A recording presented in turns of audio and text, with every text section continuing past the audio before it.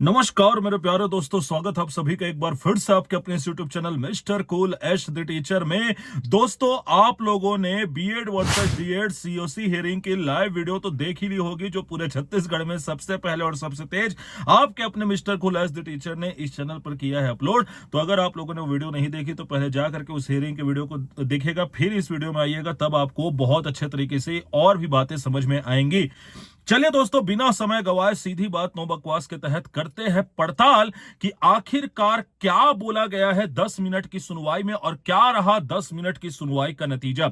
चलिए दोस्तों, परत दर परत चीजों को देखते जाते हैं। सबसे पहली बात तो ये कि हमेशा की तरह जो वरिष्ठ वकील है मनदीप कालरा जी, वो सुनवाई में मौजूद रहे पिटिशनर की तरफ से, और ऑनरेबल जस्टिस अरविंद कुमार वर्मा जी के बेंच में पहले हाफ में इस मामले की सुनवाई होने वाली थी, लेकिन ऑनरेबल जस्टिस अरविंद कुमार वर्मा जी ने 2:50 का समय दिया, अर्थात सेकंड हाफ का इसकी हियरिंग के लिए, और 2:50 के कुछ समय बाद ही इसकी हियरिंग अपने टाइम पर स्टार्ट होती है। दोस्तों, जैसे ही हियरिंग स्टार्ट होती है तो यहां पर सीधा मनदीप कालरा जी द्वारा प्रश्न उठाया जाता है कि ऑनरेबल जज साहब, यहां पर आप लोगों के द्वारा 10 बार वार्निंग दी गई है भर्ती प्रक्रिया को जल्द ही समाप्त करने के लिए, और ये 11 सुनवाई होने वाली है और अभी तक के भर्ती की जो प्रक्रिया है वो पूरी नहीं हुई है। पहली बात तो यह बोला गया उनके द्वारा। दूसरी बात यह बोली गई कि 15 मार्च 2025 तक की नियुक्ति की प्रक्रिया को संपन्न करने की बात कही गई थी, लेकिन अभी तक के काउंसलिंग भी नहीं किया गया है। और तीसरी बात उनके द्वारा जो उठाई गई वो उठाई गई थी 900 पदों को लेकर के।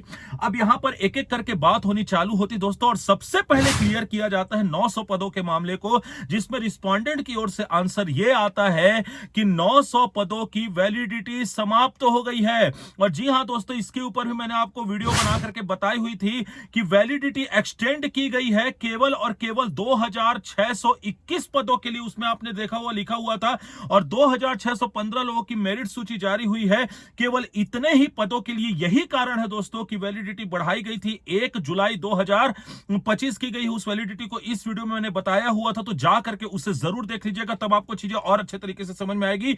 और यहां पर रिस्पोंडेंट ने कहा कि 900 पदों के लिए जो वैलिडिटी है वो ऑलरेडी खत्म हो चुकी है।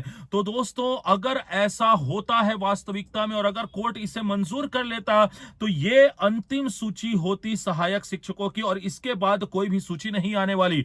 अब यहां पर क्या होता है, ऑनरेबल मनदीप कालरा जी के द्वारा प्रश्न उठाया जाता है कि सर, आपने अपने पिछले ऑर्डर में लिखा हुआ था 900 पोस्ट के बारे में कि इसके ऊपर भी कार्यवाही की जाए। तो यहां पर ऑनरेबल जज का जो स्टेटमेंट है दोस्तों, बहुत ही महत्वपूर्ण होता है।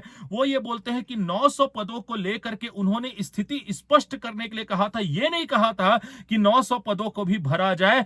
और यहां पर फिर रिस्पोंडेंट के वकील जो है वो यहां पर अपना तर्क प्रस्तुत करते हैं कि 900 पदों की वैलिडिटी ऑलरेडी समाप्त हो चुकी, इसलिए इन पदों पर भर्ती नहीं ली जाएगी।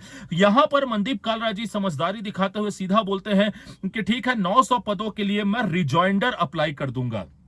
अब दोस्तों, आपके मन में यह प्रश्न जरूर आएगा कि सर, ये रिजॉइंडर आखिरकार क्या है। तो चिंता मत करें दोस्तों, इसके लिए मैं आप लोग के समक्ष उपस्थित हूं।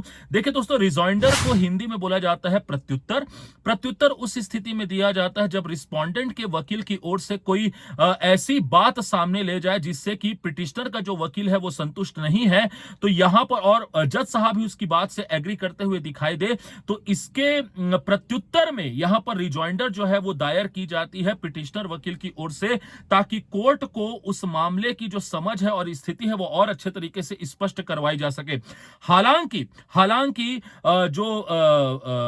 जो सीपीसी 1908 है उसमें स्पष्ट रूप से रिजॉइंडर का जिक्र नहीं किया गया है, लेकिन ये ऑनरेबल जज के ऊपर होता है, तो कि वो अगर चाहे तो रिजॉइंडर की जो अनुमति है वो पिटिशनर के वकील को दे सकता है। और यहां पर वही हुआ है दोस्तों। नियम 9 की क्लॉज 8 आई थिंक समथिंग है, जो यहां पर आपको लिखा हुआ दिख रहा होगा, उसके तहत ऑनरेबल जस्टिस अरविंद कुमार वर्मा जी ने रिजॉइंडर की अनुमति दे दी है, अर्थात मनदीप कालरा जी रिजॉइंडर दायर कर सकते हैं 900 पदों के लिए। लेकिन अभी हाल फिलहाल में दोस्तों 900 पदों का जो रास्ता है वो पूरी तरीके से बंद होता हुआ नजर आ रहा है। बहुत इंपॉर्टेंट बात यहां पर यह हो जाती है।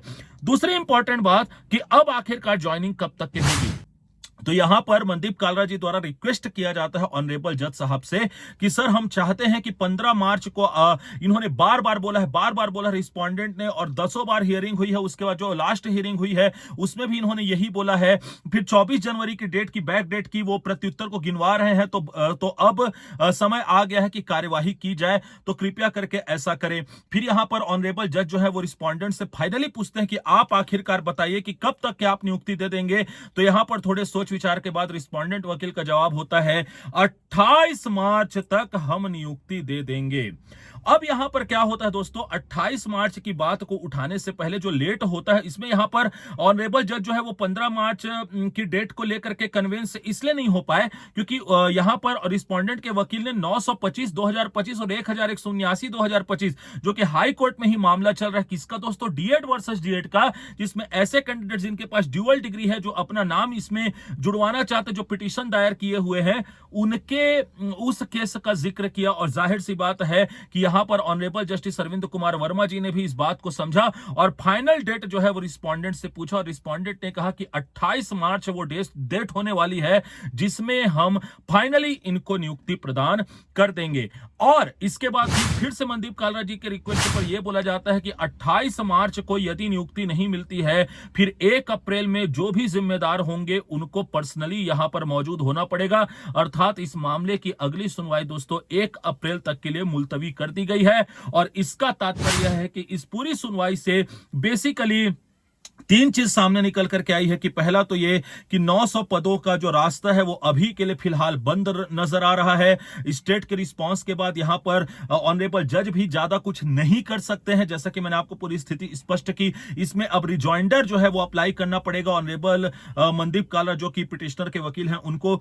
उसके बाद दूसरी चीज जो यहां पर हमको नजर आई वो ये है कि जो अगली डेट नियुक्ति की दी जा रही है वो दी जा रही है 28 मार्च की। और तीसरी इंपॉर्टेंट बात कि इस केस की अगली सुनवाई जो है वो 1 अप्रैल 2025 को होने वाली है। तो दोस्तों ये था सबसे पहले सबसे तेज सटीक विश्लेषण। सुनवाई की वीडियो भी सबसे पहले मैंने आप लोग के लिए डाली दोस्तों, और विश्लेषण की वीडियो भी सबसे पहले मैं आप लोग के लिए लेकर के आ रहा हूं। आशा करता हूं कि ये मेहनत और ये वीडियो आपको पसंद आई होगी। अगर पसंद आई है तो वीडियो को ज्यादा से ज्यादा लाइक करें, ज्यादा से ज्यादा शेयर करें। चैनल पर नए हैं तो चैनल को सब्सक्राइब करके बेल आइकन दबा दीजिएगा। अभी भी 50% ऐसे लोग हैं जो इतने मेहनत की कदर नहीं करते हैं और बिना चैनल को सब्सक्राइब करते किए हुए लेते हैं मेरी वीडियो कारण। तो भैया चैनल को सब्सक्राइब करके वीडियो को देखा करें, मुझे और भी ज्यादा अच्छा लगेगा। अब देखिए नियुक्ति तो आपकी बहुत जल्द होने वाली, इसलिए इंपॉर्टेंट डॉक्यूमेंट की वीडियो आप लोग के लिए बहुत इंपॉर्टेंट हो जाती। 4 वीडियोस ऑलरेडी आ चुकी, जाकर के उससे देख लीजिएगा। इसके अलावा टेलीग्राम चैनल को जाकर के ज्वाइन कर लीजिएगा क्योंकि यहां पर आपको सारे प्रपत्र ज्वाइनिंग से रिलेटेड मिलने वाले हैं। और हाँ, अपनी किसी प्रकार की क्वेरीज को मुझसे शांत करने के लिए मुझे इंस्टाग्राम पर जरूर फॉलो करिएगा। मैं मिलूंगा आपसे नेक्स्ट वीडियो में, तब तक के लिए आप अपना और अपने से जुड़े लोगों का रखिएगा ख्याल। धन्यवाद।